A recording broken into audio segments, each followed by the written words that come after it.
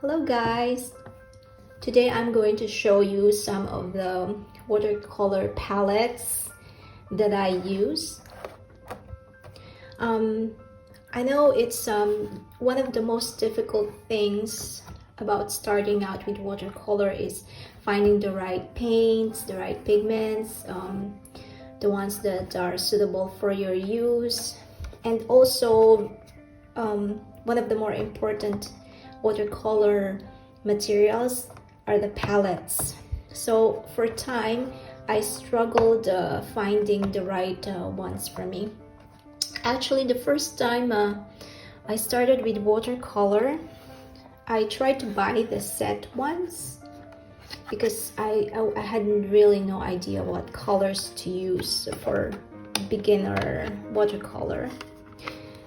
So I got this, one of my first palette. It's a set of WIinsor Newton Cotman. Here are the colors. I've already lost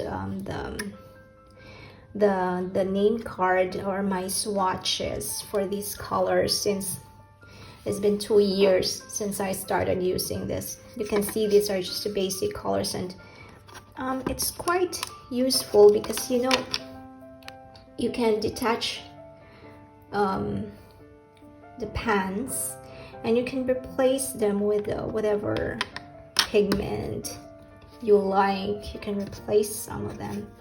I think this one is detachable too. Not sure what it is for really, but anyway,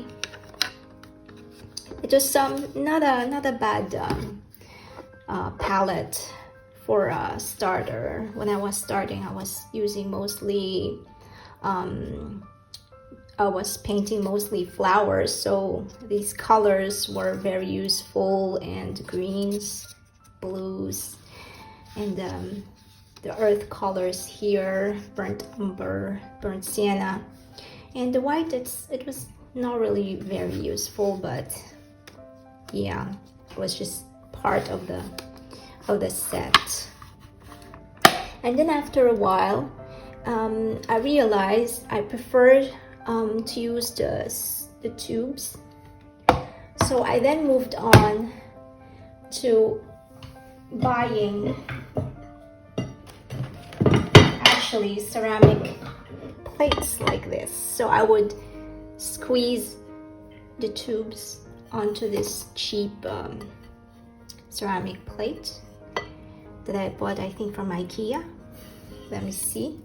Yes, it is IKEA, as you can see, but there's no price, so I don't remember. It was quite cheap.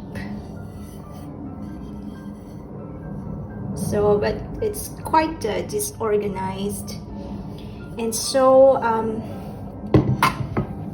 I started to buy a big one like this.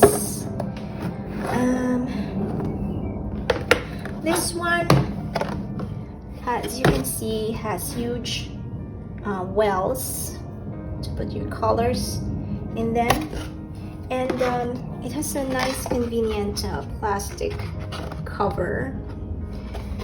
And also, when you use palettes like this, don't forget to put them out on paper so you can see how the colors would actually look like on paper. Anyway, back to the palette. This is very useful for making huge paintings.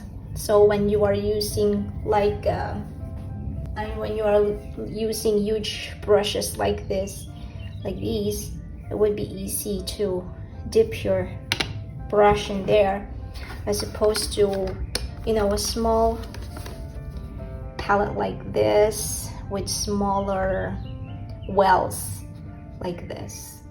So it's more convenient for mixing different colors or getting more water in the wells when you're doing big paintings with bigger brushes, and it just makes sense. But then I wasn't really using a lot of this. I wasn't using this a lot because I was not really doing a lot of big paintings.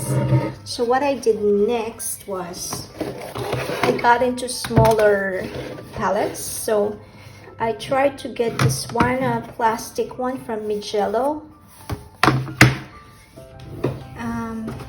Actually has some, sorry, it came with this plastic thing. I just removed it, which is quite convenient when you're traveling, easy to store, smaller, and it's quite a medium size, not too small, not too big, and even has this extra water well for mixing. So in this one I put my botanical Schminke watercolor palette. I use this for, yeah, botanicals, I guess. But I decided to go even smaller after this one. This is quite nice though, but I'm just not so crazy about plastic, because after a while they stain, especially the staining colors, the dark ones, difficult to remove even with soap, and it's still a little bit big for me. Let me just show you how big it is. Just it's, yeah, that's how big it is. It's like almost 11 inches. It's 27 centimeters. And the other one, maybe palette here. The huge palette was, okay, it's more than a foot. Let's see the size comparison. Yeah. And then the mixing plate is quite huge also. It's like almost 10 inches, like 26 centimeters.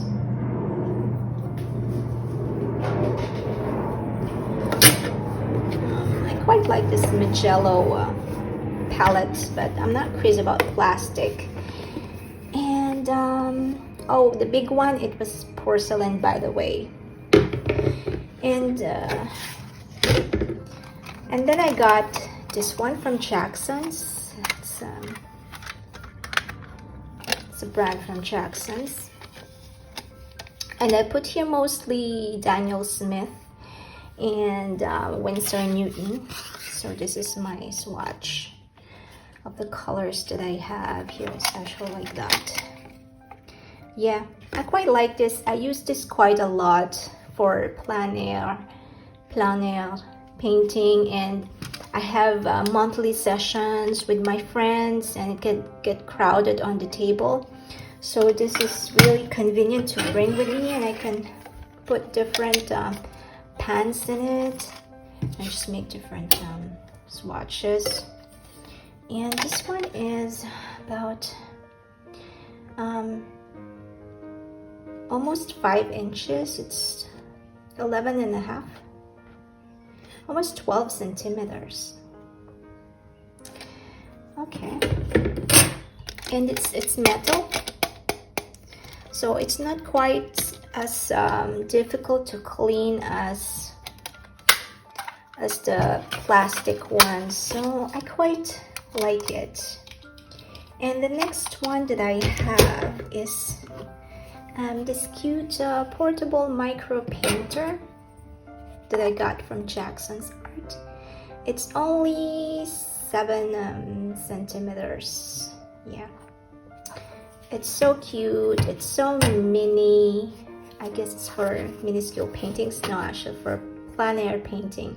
I've used this before, and inside here I put my Holbein watercolor. So when you remove it, you have some mixing wells, and this one you can use for cleaning your brushes with the water,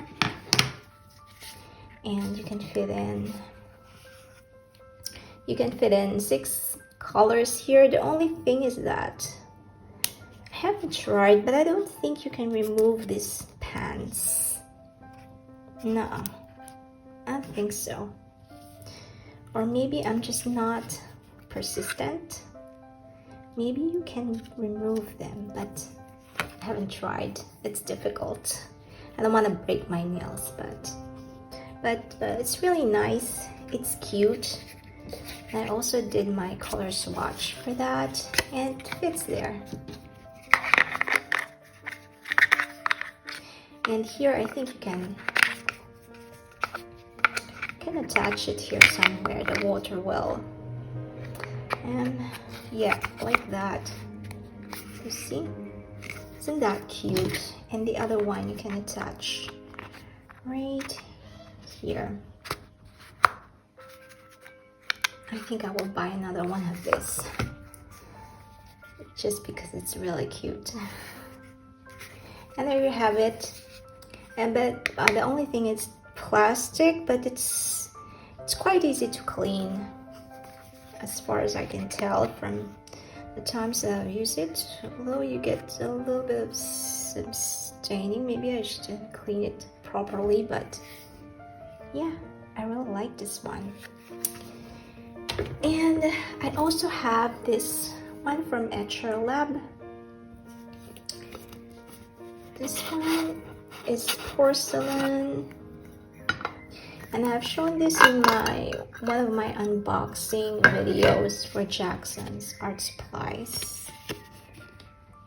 I think it has 60 plus wells. I will check it out and print it somewhere here, the details. Also, for more details, you can go to the description box, and you see you can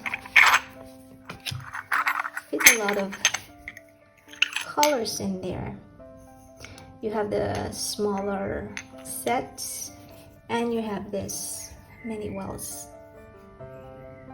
I haven't used it yet because I can't decide what colors I want to put in there. So yeah, I haven't used it yet. I like to hoard sometimes, but it's really cute, but it's not very convenient to bring around because it's porcelain, and it takes a lot of time to put it in these tin cans, and this cover.